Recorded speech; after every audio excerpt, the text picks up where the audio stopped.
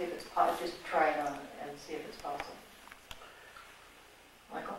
It would concern me that it seems to me that Margaret has somewhat been fishing for reasons as to why we agree with IA. We possibly couldn't be that they did a good job and that we all read the case and that, I mean, as far as I'm concerned, reasons as to why we decided the way we decided, there might be 7 different opinions as to how that actually happened. You know, I mean, some people, we know that having reviewed cases, each of us will find a different passion in that case, and each of us will voice a different opinion. And we come up sometimes by consensus, and a lot of times not by consensus, as to whether or not we sustain or change the outcome of that, or at least by the decision of the deputy chief. I think that we would get into a place where we'd have to have long discussion case type information. It would seem to me that I don't know if we can come up with one single reason as to why we don't agree or we do agree. And I think that if we look at every case, that would mean more and more work for us, and we're putting a lot of time in this. Okay. I think we should try. I think sometimes there is easy agreement and understanding about why we're voting a certain way, and sometimes it's not. But often enough it is. Well, an example, Michael, could be we reached this decision. And I hope that that's the view of the board as a whole, is that we are here to, in part, be providing as much information about this process as possible. And our findings, and the basis of our findings, is one component of what we can release.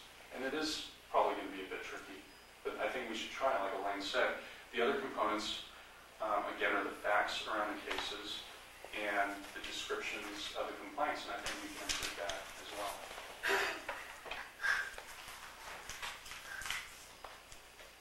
Any other comments? What, did you suggest that we try on Wednesday, that we make part of our decision-making process to see if it's possible to give reasons for the decision, because there are restrictions on information we can release. We know that, and I'd like to see if we can write reasons for decision that mean something, but that also don't transgress, for example, giving away confidential information from the IA file, which clearly we cannot do. And it may or may not be possible. Michael? In one particular case, when information of that nature was revealed, there was a statement that we felt like the complainant had a certain amount of integrity and was telling the truth. We also, some of us felt like the police officer also had a certain amount of integrity and was telling the truth, and that didn't come across that way. And so it would seem to me that if in fact we do that, what are we going to do? We're going to come out and say, well, we feel like the complainant was telling the truth and the officer wasn't, or we feel like the complainant was not telling the truth. I don't know if that kind of information can be needed. No, see, those are conclusions. Those are conclusions. And what I'm getting at, there's a difference between a conclusion and a reason. You reach the conclusion that the complainant was telling the truth because, for example, 5 other people supported and came up with the same story. That would be a reason. Okay, I can support it that way. But it would concern me because, like I said, when we did release certain information, that kind of came right back to us. Yes. Well, we would have to be careful, and throughout this year, we've been learning in terms of how we phrase things that seem perfectly clear to us. When we write them, turn out not to be at all clear to other people, or to have a very different meaning to other people, as we discovered. Or an officer was sustained, and we found out that the officer was exonerated. It may change the outlook of that particular case. I would actually prefer on this issue to have the release continue to be a staff function. I do think that Gary needs clearer criteria, but I think that making it a committee function is going to make it quite cumbersome. I think it could make it pretty cumbersome. My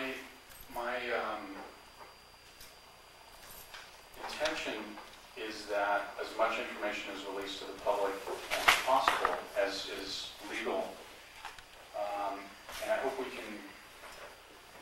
can release more information than we have been releasing.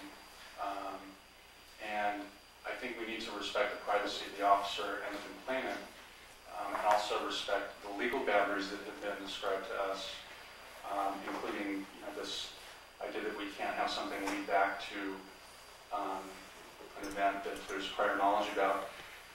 But this example that I gave of this complaint that was reported in the press that Michael has referred to, it's true the reporter went to the police department and wrote about the police report, but he didn't have access to the complaint, and therefore the description in the article is, as I said, in my opinion, misleading, because the reader is assuming what the complaint is from what is written. And in fact, the complaint was not in that article. And I'm very concerned about that. I think we should be putting out as accurate information as possible. And as much as possible, I think it's in the interest of the board and of the public to be doing that.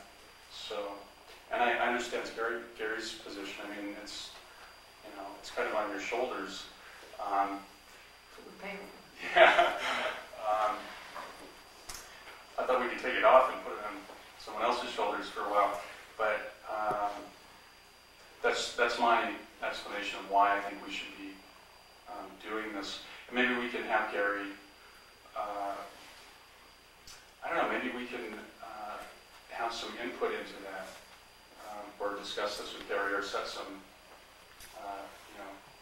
better defined parameters for him to work with. As far as, I wouldn't for one second question the accuracy of the information that's released. That's not a question. The accuracy of the information is such. Now, whether or not you feel that it's complete information or it's information, in my experience with the press is, it doesn't matter what we tell them. They'll write what they want. Well, that may be so, but in this situation, they wrote what they had. Which was accurate information based on what we were allowed to provide them. I don't know if that's true. Are you sure that? I think we could tell them more than that. And in fact, I think it's our responsibility. I don't think either one of you can resolve this at this point in terms of whether, as I understand it, what was released at that time was what we understood could be released, John. Right? I don't know. I'm a bit confused about what we can release because it has varied. Well, it has always varied on the side of releasing more and more and more. Right? I think. Yes. I hope. Yes. I believe there are members of the audience, of the public who would like to make comments on this too. Margaret? Yes, Margaret Marr, thank you, Madam Chair, members. Investigation, not just the complaint, but the investigation file, so that you The IA file. right, the complete information. So 4 categories. Okay. And your position would be to release it all, and that would be ideal. Yes, so that the community would have an opportunity to evaluate its public officials, both the people who are accused of misconduct and the people who are evaluating that accusation. Thank you. Thank you. Anyone else? Just a minute. Yes? Go ahead. Hi, my name is Jane Looney, and I would agree that at this point it would be important to have at least a temporary committee to look into some of the issues that Margaret was talking about and John did previously. But I also want to pick up on a point that Phyllis talked about. I think it is really important to issue a press release. I think that this board has not done enough in public outreach in a number of areas, and one of them is dealing with the press. I don't think that they necessarily will, sometimes they will write whatever they want, but a lot of times they'll take a press release and write pretty much what is on the press release. I know when they go to do the ink blot, or the police do release a certain amount of information regarding most recent arrests. And I think for the most part, a lot of times the reporters will put exactly what that is. So I would suggest that